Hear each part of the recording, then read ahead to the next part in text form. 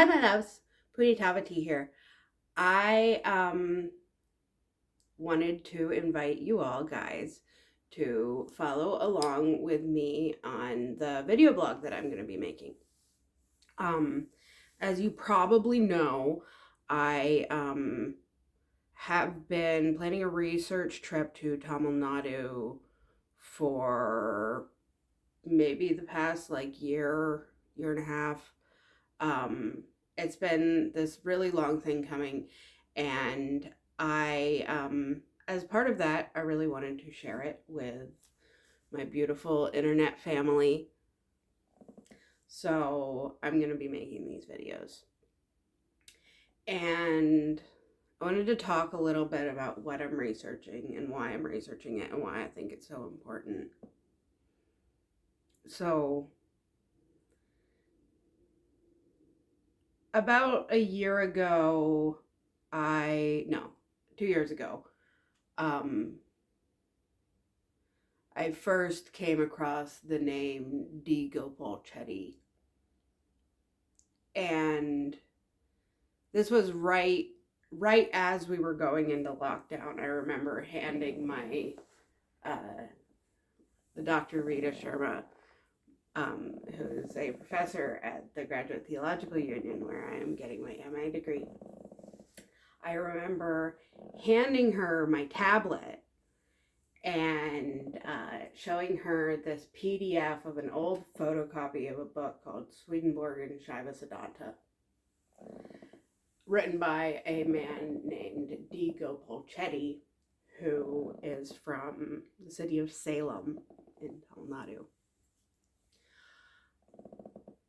Over the next year, I found myself drawn in a very profound way towards Shiva Siddhanta. And I think a large part of the draw for me was this whole story, not just because you have capital S Shiva Siddhanta of Maharishi Tirumular and the Shivananda Botham of Maikanda Devar, and that very old, established, beautiful theology, which has existed in South India for thousands of years and represents a kind of blending of indigenous Dravidian spirituality with Vedic spirituality.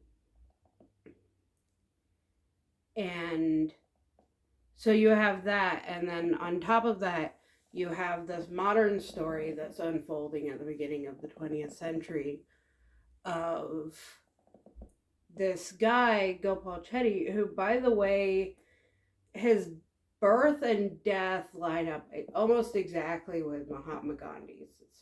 He's the same generation. And so all of that story of Indian independence becomes really beautifully wrapped up with this guy's engagement of Swedenborg. And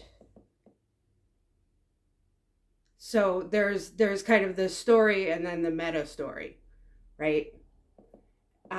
There's the mythological story, the theological story of what's going on in a more subtle way. And then there's the historical story, the story that plays out in the natural world. And then there's the lived story, there's the experience story, there's the story as it is continuing into the present moment. And that's the part of the story that I get to experience. And I think the Swedenborgian interpretation of scripture can understand this kind of complexity that I found myself encountered with in terms of discrete degrees.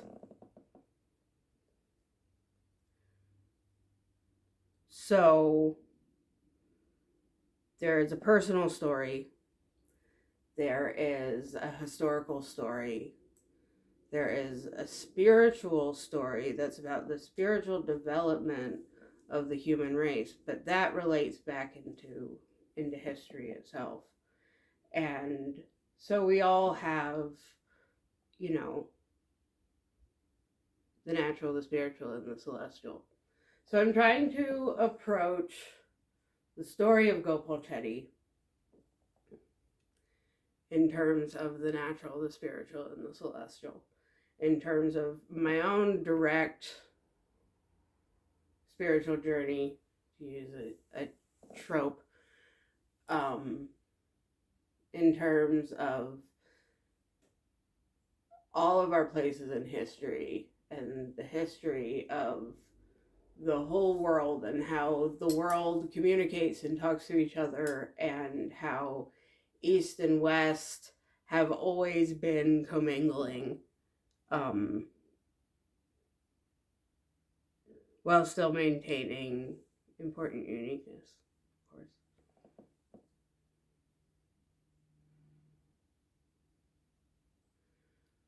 So I started studying with Swami Shivarajan about 8 months ago, in, I think it was March. At the time, I was living in the third floor of a third floor walk-up apartment in student housing, at the Graduate Theological Union, in Marin County, which is a beautiful place, but I found myself fresh out of a hard divorce and living on my own, and still in lockdown, still under the threat of COVID. Which is a story, the threat of COVID has not gone away. In fact, in order to fly on week after next, I still have to take a COVID test. And I'm probably going to have to take a COVID test to come back, which I pray are both negative. So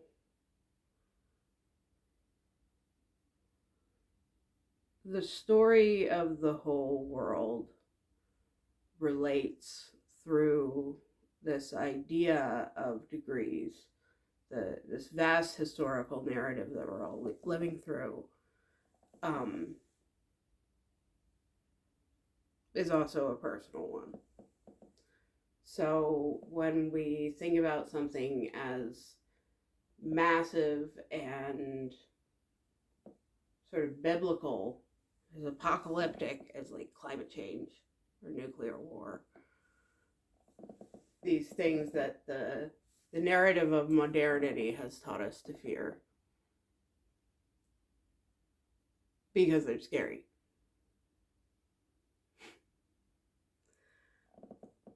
When we think about these big narratives, I think the Doctrine of Degrees can really help.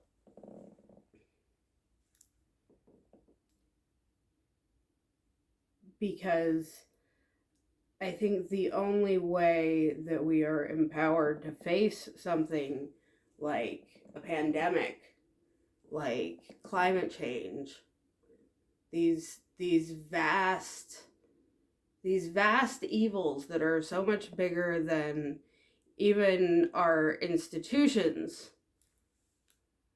even the institution of nationhood has no power before climate change. And we look at them, these jokers at the UN, like prancing around pretending like they're doing something. They have no power. And their lack of power has become completely obvious. That no one is setting the narrative. No one is claiming knowledge of what's going on. And I think that is largely due to a failure of knowledge of the self. that is an interoceptive sensory experience. The mind has become externalized. The mind has become violently externalized. And our internal faculties have become atrophied.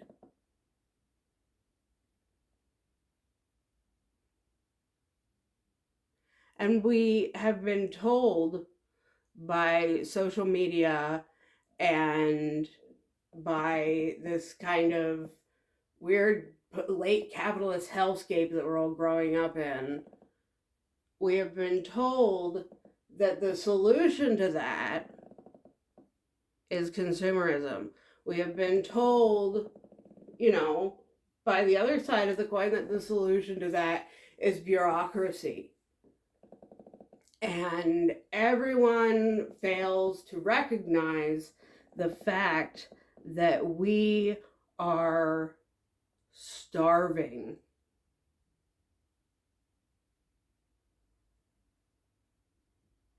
And starvation, hunger, is something you feel with your sense of interoception. It is a lack of internal stimulants. It is a desire, is the feeling of emptiness that you get from a literalistic, externalized idea of reality.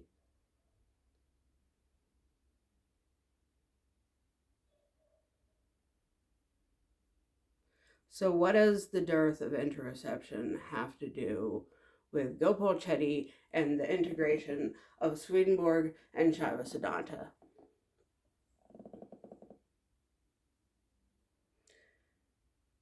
I think of yoga as a sacred system of interoception. I think of Swedenborg's experiences as a sacred system of interoception.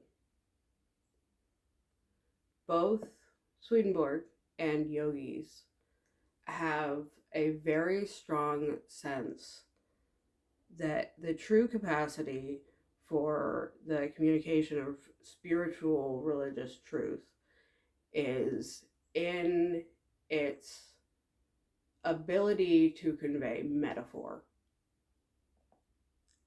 And by using metaphor externally, we can associate metaphorically literal truths with spiritual truths which otherwise cannot be articulated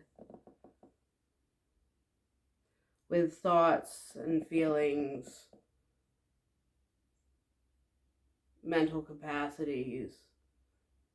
And what yoga does is takes those thoughts, those feelings, those mental capacities, and places them in the body in terms of adaras, chakras, nadis, vayus, and all of these kinds of different functions of energy. They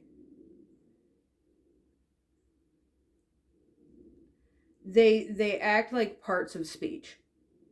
So in a spoken language, you have nouns, you have verbs, you have pronouns. And these parts of speech work together to generate meaning that then kind of sits above them. And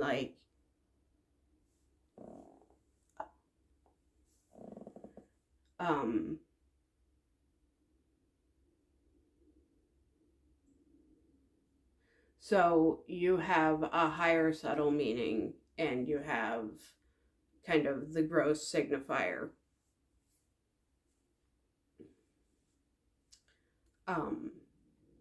We have my Rudraksha Mala. I use it when I can't.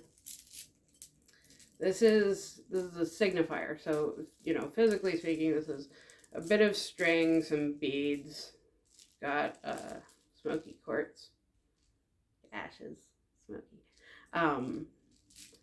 And this is a symbol, right?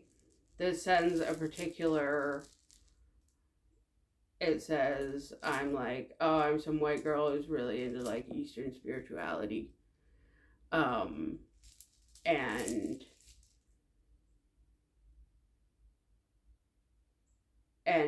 that creates an idea in someone's mind. But the words that are describing that idea are not the bulk of the meaning that is being communicated when you see someone wearing one of these.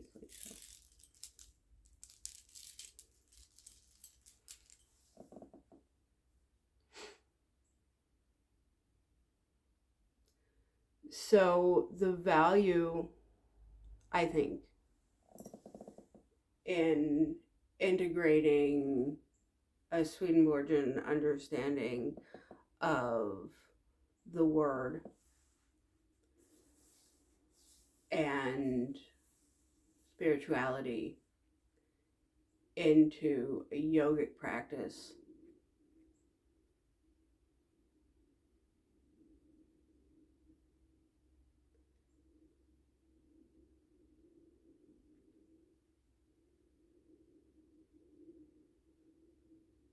Good question.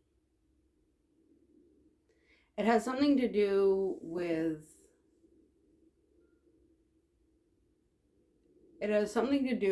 the awareness that everything we see, everything we experience with our senses is a sign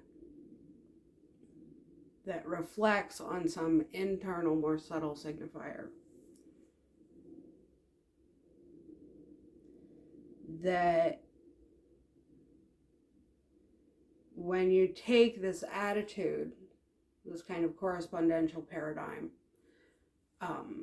which says that things reflect between discrete degrees in subtle patterns.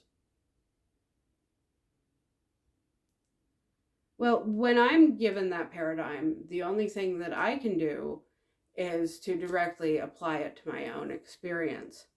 And Swedenborg gives us a lot of ways to directly apply it to his own experience, but Swedenborg did not take students.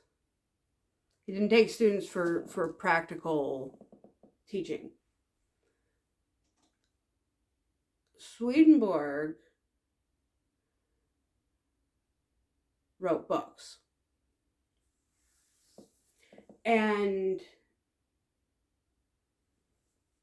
at first he published them anonymously, and then later on he, after the first couple volumes of the Arcana, he became very well known as kind of a seer and a mystic.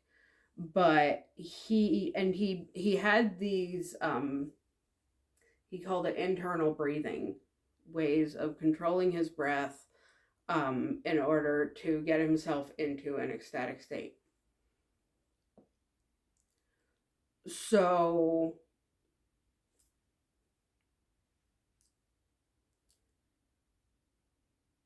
there wasn't at the time the culture of teaching this stuff as there is in India. So that was why at first I wanted to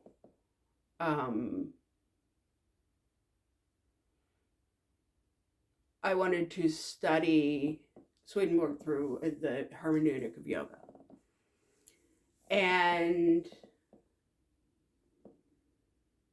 because I thought that if you looked at Swedenborg like a yogi would, then you might be able to design a spiritual practice around how he describes his own meditation.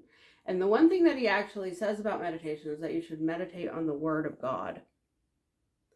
And I think that's very, very important. And it's very interesting that the vast majority of mantras in yogic schools are derived from sacred text. The ones that aren't are the seed syllables, which gets to kind of, I think, a very fundamental kind of difference in what you might call Eastern and Western thinking. And that is the goddess that I would associate with the word would be Vak. And she's spoken of in the Vedas. And Vak is the goddess of the voice. So the voice itself, the body itself, the actual speaker becomes the sacred text. And that is very interesting because you look at Western mythologies around the origin of sacred texts, and within the Abrahamic tradition, there is an emphasis on the text itself and the actual, like, the Torah scroll, the tablets of Moses. And you look at the Nordic tradition, and you have Odin hanging himself from a tree to get the runes. So the runes are where the magic of language is stored. And I think this is kind of a fundamental difference in Eastern and Western thinking, because then in Hinduism you have this enormous importance of music, of sound, and the rhythm of Shiva's drum is the rhythmic qualities of Sanskrit. And that makes the word more personal. So in the West, you have to go all the way through the birth of Christ and the kind of epoch of the Christian church to get back to the word becoming flesh. And I think that arc of Christianity really goes from Jesus to Swedenborg. But it operates differently in India. And I think Shaiva Siddhanta specifically has done the world an enormous service, because they have been able, through, I think, the legacy of Tirumular, of Maharishi Tirumular, they have been the ones who have gestated and evolved something which goes all the way back to the earliest revelation, which is the direct revelation through embodied experience. And that's yoga. It's yoga. So of course it's old. Of course it's the oldest, because it is an experience upon which all of civilization is based, because it is the basis of language. So I call this theory sacred systems of interoception. And I think it's a good theory. And I have been very much called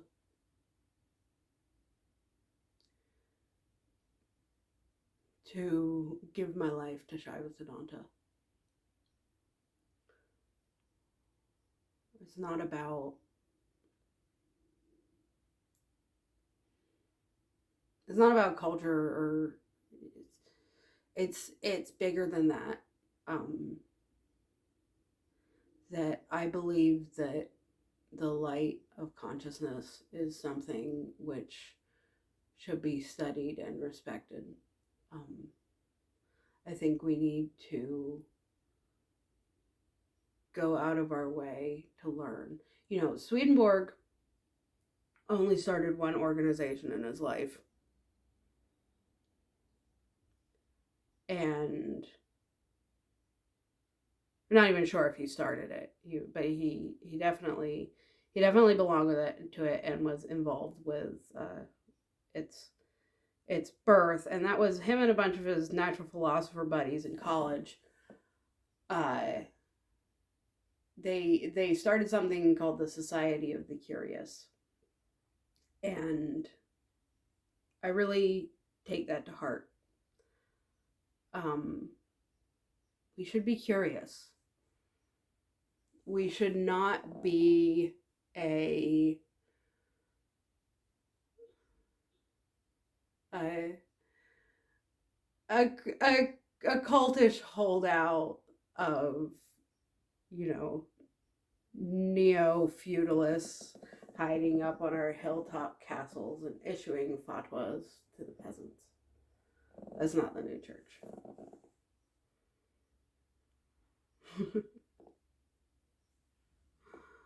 The new church is about consciousness. The new church is so much bigger than Christianity. The new church is about curiosity and interoception, and I believe that if we are able to train our interoceptive abilities, I think it will make the world a better place.